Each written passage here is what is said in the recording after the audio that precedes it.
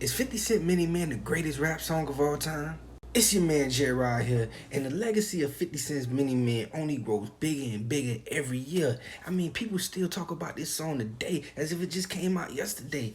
And it got me questioning, is this the greatest rap song of all time? The thing about 50 Cent's Mini Man was, it was not just a rap song. It was like a warrior's chant. You know, it was like 50 Cent recorded that in the Coliseum, getting ready to fight lions and tigers and bears and other warriors. You feel me? And it kind of was like that because he was beefing with the biggest monsters in New York. And I think the thing that everybody gravitates towards this song is the fearlessness of this song. You know, getting shot down and getting back up and shooting back. It's just crazy to think that this song is about 20 years old now, but it keeps getting referenced by younger and younger artists. 21 Savage made a version to it, Lil TJ made a version to it, and I mean the line, "Many men want me like 50" is coming a staple in hip-hop. And if you didn't know, after Brian Robertson got shot in an attempted robbery, the first song he played when he got back on the field was 50 Cent Mini Man. So, is 50 Cent Mini Man the greatest rap song of all time? I'm not sure. But top 25, definitely. And I'm going to say it has to be the greatest rap warrior song of all time. So, the LSU women just won their first championship over Iowa. But for some reason, their moment is being stolen by white hatred. So, Angel Reese just got some get back at Caitlyn by doing her signature, "You Can't See Me." And white media is mad about it. A sports writer named Jose Ortiz went as far as saying Angel Cruz is classless. Yes, he even commented on her mother and her father, said she plays with no class. What? I wonder, does he have the same energy for Tom Brady when he ran halfway down the field just to tell a cornerback, "You can't stop me"? And Tom Brady was 40 years old when he did that. But when Tom Brady does it, it's strength, it's determination, it's passion, it's will. His ass Dave pointing on it. He called Angel Reese classless, a piece of ish. This man owes Barstool Sports. But he said the N-word before and he was forgiven by white people. It just goes to show you how nasty certain white media figures can be towards black athletes and how they villainize black athletes and make the white athletes the heroes. Ooh, it's like it's a battle of the riches today, huh? Rich Homie Quan versus Roddy Rich. So who will win in the verses, right? We got Rich Homie with Type of Way, Walk Through, Flex. But we got Roddy with Box, High Fashion, Ballin'. It's a tough one. I mean, Rich Homie could pull out that banger with YG, man. He also could pull out that Lifestyle with Young Thug.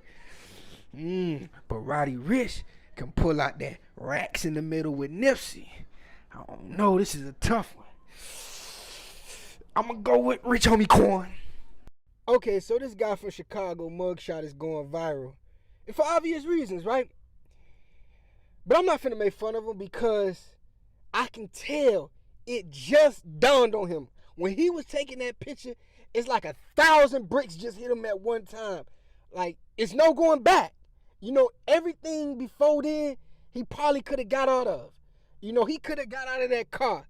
He could have not went to that party. He could have not did some things that he did. He didn't have to do it, but he did it, and now he just realizes it's no going back. It's done now. You already wrote that check. It's done. You know, it's serious, man. And a lot of us have been in that position where we could have threw it all away. Unfortunately for this young man, he done threw it away, and there ain't no getting it back. And he just realized that. Jet Ride album review. Okay, so last night I'm driving home, and I seen this little fine brown round vibing hard in her car. And I'm always fascinated by what people are listening to, so I rolled down my window, and she was playing that. Yeah! She was playing that 2088. So I'm not even gonna hold y'all today. This album is a 5 out of a 5. But I'm gonna tell y'all why it's a 5 out of 5. So the album 2088 is officially 7 years old now. And it still sounds just as good as when they first made it. Big Sean and Jhene Aiko were already dating for a while. So when this album came together, they had a lot to talk about. Okay, so first things first, 2088 is a very short album. It's only 8 songs. But that's the beauty in it, because in those 8 songs, an artist can focus. And this album, they was focusing on their relationship and their love. And you can tell that it was a real album. And you can tell by just the titles of these songs, they was being very honest and open about their relationship on this album. Deja Vu, they was talking about how they both remind each other of past relationships. Selfish, the selfishness that both of them had while entering this relationship. Memories Faded, they was talking about things in the past that they regret. And then you had that sexy 2-minute warning. Hey, this album was fire. But the most obvious thing on this album is the chemistry that these two have together. I mean, just because they're in a relationship don't mean they're going to make great music together. But they really pulled it off and they really dug deep with each other. And this album reflects that. Now, one of the main things that set the tone for this album, the production. And they used one of Sean's main in-house producers, Key Wayne. So just adding Jhene Aiko in set the mood right. I mean, these two really painted a good picture of starting a new relationship and letting go of the past. And you heard that all throughout the album. And 7 years later, this album stands the test of time. It still sounds fresh, new, and it's still relevant. This is one of those albums people are going to be playing 40 years from now because of how real and how good it is. And I heard they're making a new album together, man. I hope so. You know, with the new kid, it's a lot new adventures for them to talk about. Be dope, man. Big Sean, Jhene Aiko, 2088. Classic.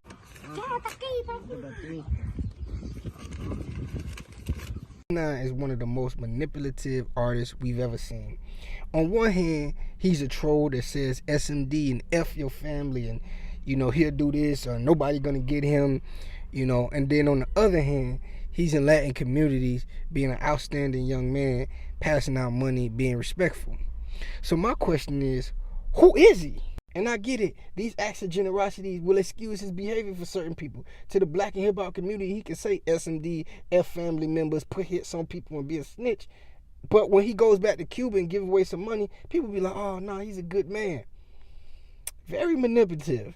It's like when a politician plays off the bomb a country with kids and women, but he takes a picture with kids saying he love them, everybody forget everything. 6ix9ine is a master manipulator, and I peep that.